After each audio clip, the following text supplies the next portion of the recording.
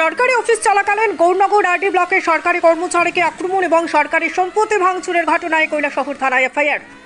নিগৃহীত পুলকেশ নাগের মামলা নিয়ে দুষ্কৃতিকারীদের ধরতে তৎপর কৈলাসহর পুলিশ প্রশাসন। তবে দুষ্কৃতিকারীদের ধরতে এখনো পর্যন্ত কোনো সাফল্য পায়নি কৈলাসহর থানার পুলিশ। সূত্রের খবর, দুষ্কৃতিকারীদের আড়ালে সহযোগিতা করছেন জেলা স্তরীয় এক নেতৃত্ব। সরকারি অফিস চলাকালীন গৌরনগর আরডি ব্লকে সরকারি কর্মচারীকে আক্রমণ এবং সরকারি সম্পত্তি ভাঙচুরের ঘটনায় কৈলাসহর থানায় এফআইআর। নিগৃহীত পুলকেশ নাগের মামলা নিয়ে দুষ্কৃতিকারীদের ধরতে তৎপর কৈলাসহর পুলিশ প্রশাসন। তবে দুষ্কৃতিকারীদের ধরতে এখনো পর্যন্ত কোনো সাফল্য পায়নি কৈলাসহর থানার পুলিশ। সূত্রের খবর, দুষ্কৃতিকারীদের আড়ালে সহযোগিতা করছেন জেলা স্তরীয় এক নেতৃত্ব।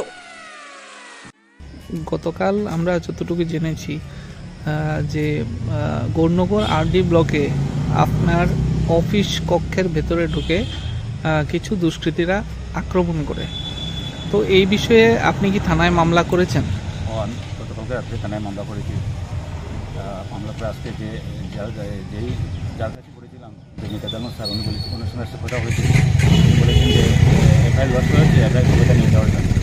সেই হিসেবে আমি এখন থানাতে এসেছি, সেই হিসেবে এফআইআর কবিতা নেওয়ার জন্য। এবং জিজ্ঞেস করলাম যে যাদের নামে এফআইআর করা হয়েছে ওদের আপনি গ্রেপ্তার হয়েছিল। উনি যে আইডি দেওয়া আছে উনি বলছেন যে উনি ট্রাই করছেন, মানে এটা তো একটা মানে সরকারি অফিসের মধ্যে হামলা হয়েছে এবং আপনাদের উপরে আক্রমণ হয়েছে, যেটা আপনাদের অভিযোগ।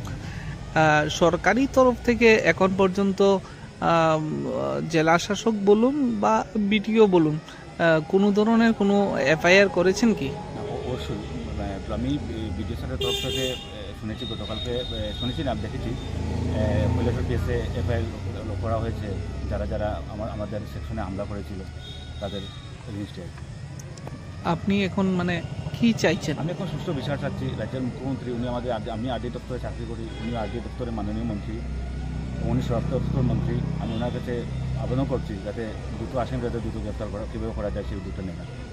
তাহলে ভবিষ্যতে এইভাবে করতে হলে ভবিষ্যতে আরও দিন দিন বিষয়টা ফেলে যাবে। এখন তো কোনো কর্মচারী কাজ করতে পারছেন, সবাই ভয় পাচ্ছেন কার উপর কখনো অ্যাটাক আছে। যেভাবে একটা সরকারি অফিসে যেভাবে দুষ্কৃতীরা যে আক্রমণ করে, তাহলে একটা পরিবেশের তো একটা ভারসাম্য নষ্ট হয়ে যায়। এটা কি সম্ভব?